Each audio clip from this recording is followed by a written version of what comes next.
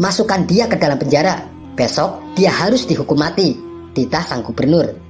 Sastrawan berikutnya dipanggil dan diberi pertanyaan. Menurutmu, saya gubernur yang adil atau zalim? Tanya sang gubernur. Dikisahkan, Baginda Raja menunjuk kawannya untuk menjabat sebagai gubernur di kota Abu Nawas. Tapi sayangnya, orang yang ditunjuk ini menyalahgunakan jabatannya. Dengan sewenang-wenang, dia memerintahkan para prajurit untuk menangkap para sastrawan yang dianggap pintar. Setelah beberapa sastrawan berhasil ditangkap, mereka dihadapkan kepada gubernur yang baru. Satu persatu di antara mereka ditanya oleh sang gubernur. Menurutmu, saya gubernur yang adil atau zalim? Sastrawan pertama menjawab, Anda adalah gubernur yang zalim. Sang gubernur terperanjat dengan jawaban tersebut. Apa alasanmu? Tanya sang gubernur. Karena Anda telah menangkap kami tanpa sebab, jawab sastrawan pertama. Prajurit, masukkan dia ke dalam penjara. Besok dia harus dihukum mati, titah sang gubernur. Sastrawan berikutnya dipanggil dan diberi pertanyaan. Menurutmu, saya gubernur yang adil atau zalim? Tanya sang gubernur.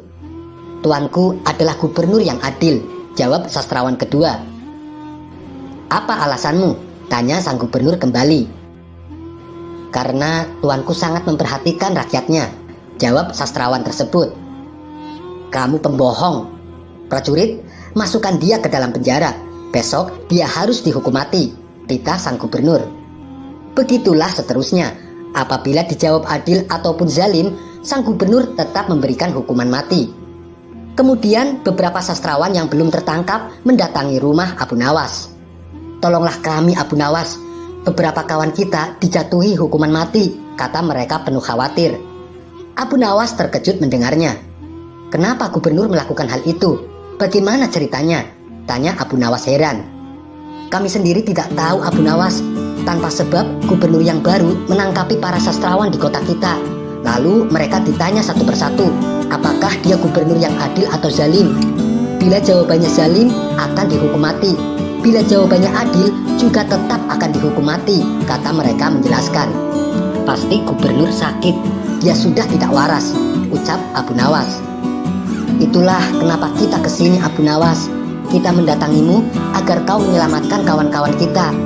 Sebab rencananya besok kawan-kawan kita akan dihukum mati, tutur mereka.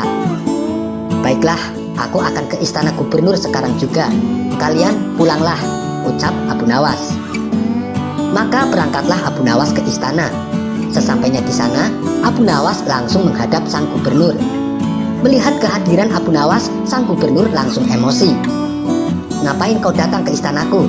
Tanya sang gubernur. Saya mendengar kabar Anda menyuruh beberapa prajurit untuk menangkapi para sastrawan pintar di kota ini. Tapi kenapa aku tidak ditangkap? Saya sangat tersinggung, jawab Abu Nawas. Oh, jadi kamu menganggap dirimu bagian dari mereka? Tanya sang gubernur. Tentu saja, masyarakat di kota ini tahu siapa aku. Aku adalah sastrawan terpandai di kota ini, balas Abu Nawas. Baiklah, Algojo, tangkap Abu Nawas dan penggal lehernya, perintah sang gubernur. Tunggu dulu, sebelum leherku dipenggal, perintahkan Algojomu agar jangan sampai merusak rambutku, sebab aku baru saja keluar dari tukang cukur, timpal Abu Nawas. Mendengar itu, sang gubernur langsung tertawa.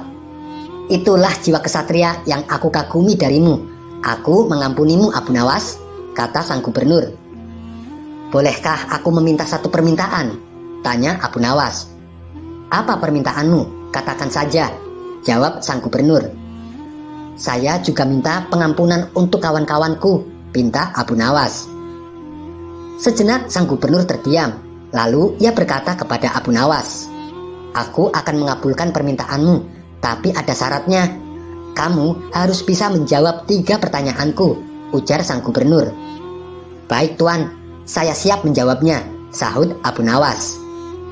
Menurutmu, aku gubernur yang adil atau zalim? Tanya sang gubernur. Tuan bukan gubernur yang adil, bukan pula gubernur yang zalim. Orang-orang yang zalim itu adalah kita. Sedangkan Tuan adalah pedang keadilan yang membalas kezaliman, jawab Abu Nawas. Luar biasa, jawabanmu sungguh menakjubkan Abu Nawas. Sekarang pertanyaan kedua. Mana yang lebih bermanfaat, matahari atau bulan? Tanya sang gubernur. Matahari terbit di siang hari bersamaan dengan terangnya dunia. Maka menurutku matahari kurang bermanfaat. Sementara bulan terbit di waktu malam yang menerangi dunia dan menjadikannya seperti siang. Maka menurutku manfaat bulan lebih besar. Sang gubernur pun tertawa dengan jawaban Abu Nawas. Meskipun nyeleneh tapi masuk akal. Baiklah Abu Nawas, sekarang pertanyaan yang terakhir. Menurutmu warna angin itu apa? Tanya sang gubernur. Warna angin itu merah Tuan, jawab Abu Nawas enteng. Apa alasanmu? Tanya sang gubernur kembali. Kalau kita masuk angin, lalu badan kita dikerok, pasti akan muncul warna merah pada tubuh kita. Itu menunjukkan kalau anginnya sedang keluar. Berarti warna angin adalah merah, jawab Abu Nawas. Untuk kedua kalinya, sang gubernur dibuatnya tertawa terpingkal-pingkal. Kamu memang cerdik Abu Nawas. Kamu mendapatkan apa yang kau inginkan. Ternyata apa yang dikatakan Baginda Raja tentangmu memang benar Abu Nawas, tutur sang gubernur. Abu Nawas spontan kaget mendengar nama Baginda Raja disebut. Maksudnya Tuan bagaimana? Tanya Abu Nawas penasaran. Sebelum aku ditugaskan kemari, Baginda Raja memberitahu saya kalau di kota ini banyak sastrawan pintar. Dan di antara sastrawan yang paling cerdik adalah kamu. Saya berniat memanggil mereka untuk saya kasih hadiah. Tapi sebelumnya saya ingin mengerjai mereka dulu. Ternyata kamu malah datang untuk membantu mereka. Dan ini adalah suatu kesempatan bagi saya untuk menguji kecerdasanmu, kata sang gubernur menjelaskan. Jadi hukuman mati yang Tuan berikan hanya pura-pura? Tanya Abu Nawas kaget. Benar Abu Nawas, saya hanya ingin mengerjai mereka sebelum aku memberikan hadiah kepada mereka, jawab sang gubernur. Abu Nawas pun terdiam sejenak. Kurang ajar, ternyata aku masuk ke dalam perangkapnya. Tunggu saja pembalasanku nanti, ucap Abu Nawas dalam hati. Sampai di sini dulu perjumpaan kita. Semoga Anda terhibur. Wassalamualaikum warahmatullahi wabarakatuh.